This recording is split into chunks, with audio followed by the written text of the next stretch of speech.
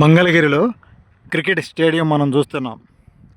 అమరావతి రాజధానిలో నవలూరు శివారు ప్రాంతంలో ఈ స్టేడియం కనిపిస్తుంది చూడండి.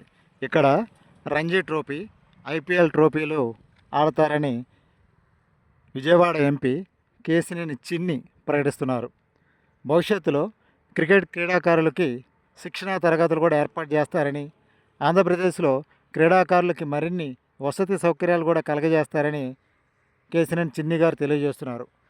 ఈ స్టేడియం చుట్టూ రోడ్లు కూడా ఏర్పాటు చేస్తారని, నిడమర్రు రోడ్డు కూడా వెడల్పు చేస్తారని, నిడమర్రు రైల్వే గేటు కూడా త్వరలో ఆధునీకరణ చేస్తారని, అంటే ఫ్లైఓవర్ బ్రిడ్జి కడతారని కూడా కేసినేని చిన్ని గారు తెలియజేస్తున్నారు.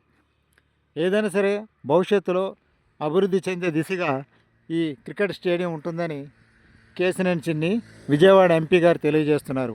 అమరావతి రాజధాని